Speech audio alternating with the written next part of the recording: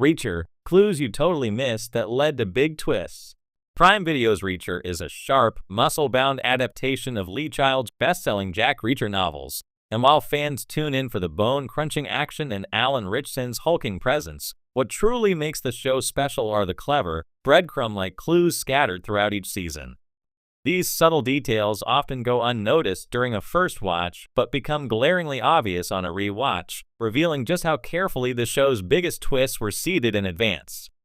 Whether it's a throwaway line, a character's odd behavior, or something seemingly mundane in the background, Reacher excels at weaving in clues that point to major revelations long before they arrive. Let's dive deep into 1,600 words of hidden hints, overlooked evidence, and blink and you'll miss it moments that led to Reacher's biggest twists, proving that the brute force hero is always 2 steps ahead, and so is the show. 1. The freshly waxed car that should have been dirty. Season 1. In the first season of Reacher, set in the small town of Margrave, Georgia, the mystery kicks off with Reacher being arrested for a murder he didn't commit. The deeper he digs, the more he uncovers about a counterfeiting ring tied to the town's seemingly wholesome leaders. One subtle but brilliant clue came early on. The mayor's car is inexplicably spotless despite the rain and muddy conditions. It's briefly shown in the background of a parking lot scene, and its condition contradicts everything we see about the weather and roads. Only later do we realize the car had been recently cleaned, because it was used to transport a body and needed to be sanitized. It was a visual clue hiding in plain sight, signaling the mayor's involvement long before Reacher makes the connection. 2. The misplaced musician mention that tipped off a lie. Season 1. When Reacher casually mentions his love of blues musician Blind Blake, it's not just a character detail, it's bait. In a conversation with Paul Hubble, Reacher asks if he's a fan of Blind Blake too. Hubble quickly agrees, but his knowledge of the artist is paper thin. Reacher later uses this false familiarity to realize that Hubble isn't as clueless or innocent as he claims. The show never outright spells this out, but it's a genius use of Reacher's detective instincts and psychological warfare. A small musical reference doubles as a trap and a clue to Hubble's real ties to the counterfeiting conspiracy. 3. The dog that didn't bark or exist. Season 2. In Season 2, adapted from Bad Luck and Trouble, Reacher is summoned by a coded distress signal from his old military team. One of the early victims, Franz, is found dead after a mysterious fall from a helicopter. But the real twist lies in how he was lured into the trap. The show drops a subtle hint when a neighbor mentions Franz leaving in a hurry, but curiously without his dog. The problem? Franz never owned a dog. It's a subtle discrepancy that isn't lingered on, but it suggests someone impersonated him or manipulated the scene. It's a quiet, eerie clue that points to the conspiracy involving a betrayal from within the team, something Reacher confirms only episodes later. 4. The coffee cup clue that exposed espionage. Season 2. At one point in Season 2, the team finds themselves suspicious of one of their own, particularly when crucial intel seems to be leaking. In one scene, Reacher nonchalantly glances at a coffee cup left in a secure planning area, a room that should have only been accessed by trusted teammates. The camera lingers for just a beat longer than normal, signaling to sharp-eyed viewers that something is wrong. Later, it's revealed that the mole and their group had been accessing their meetings and taking notes during planning sessions. The coffee cup was the overlooked fingerprint of betrayal, and Reacher's calm stare in that moment was him processing the implications. 5. The quiet click that gave away the killer. Season 1.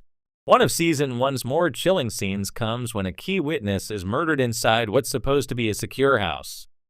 Reacher and Roscoe rush to the scene and find the lock untouched, seemingly indicating no forced entry. But go back and listen. There's a soft click heard in an earlier scene when a character leaves the room, locking the door behind them. It's easily dismissed as a natural sound effect. However, it later becomes clear that this person had the key and used their trust to gain access without suspicion. This quiet audio clue was the giveaway, masterfully buried in the sound design. 6. The odd choice of weapons. Season 2. When members of Reacher's old unit are targeted, each killing is highly methodical, but one death stands out. The victim is killed using a very specific military-grade explosive, not something easily accessible to the average person. Reacher mentions in passing how it's not a weapon used since a particular covert operation in South America. This line, while seemingly throwaway, directly connects the murder to someone with shared history, someone who knew exactly what kind of calling card to use. This nod links the killer to their special ops past, and when the twist of who's behind the killings is revealed, the choice of weapon becomes damning evidence in retrospect. 7. The paperweight that wasn't just decorative. Season 1. One of the most underappreciated props in Reacher Season 1 is a heavy, oddly shaped paperweight on Kleiner Sir's desk. It's featured multiple times but never explained. Eventually, Reacher uses that very object to recreate the murder weapon used in the first episode. His background in forensic investigation and ballistics leads him to understand that the injuries couldn't have come from a standard punch or fall. It had to be something heavy and angular. That paperweight, sitting in plain sight, was the murder weapon all along. A clue right on the villain's desk, quietly accusing him in every office scene. 8. The Too Friendly Cop with a Telltale Tattoo. Season 2. Detective A.M. Langston, a cop introduced as cooperative but reserved in Season 2, ends up being more than he seems. Reacher initially doesn't suspect him, but a brief shot shows Langston's arm sleeve rising just enough to reveal a military-style tattoo, one that only members of a disbanded private security firm would wear. It's a blink and you miss a detail, but Reacher certainly doesn't miss it. While it takes episodes for the connection to come to light, that tattoo is a giant red flag. It marks Langston as someone with a darker, mercenary past, and it explains how the killers are staying one step ahead. 9. The broken clock that was never fixed. Season 1. A clock in one of the Kleiner Foundation buildings is shown stuck at 3:15 during a tense scene. At first glance, it seems like a minor set design choice. But that very time matches the timestamp on a surveillance photo of a murder. Reacher later realizes the broken clock proves the timeline given by a key suspect doesn't match up. They couldn't have been in the office when they claimed they would have seen the murder or the cleanup if they had. A frozen clock became a time-traveling clue to expose a liar. 10. Reacher's reaction to a lie no one else noticed. Perhaps the most compelling recurring clue throughout Reacher is Jack Reacher himself. His poker face is nearly impenetrable, but observant viewers can always spot the faintest twitch in his expression when he hears something that doesn't add up. In both seasons, there are moments where someone tells a lie and Reacher doesn't call it out, but his expression shifts. A twitch of the eye, a brief pause, a head tilt. These micro-reactions are like the audience's secret decoder ring. If Reacher tilts his head, something doesn't make sense. The twist doesn't land until much later, but the audience is invited to solve it alongside him if they're paying close attention. Why these hidden clues matter.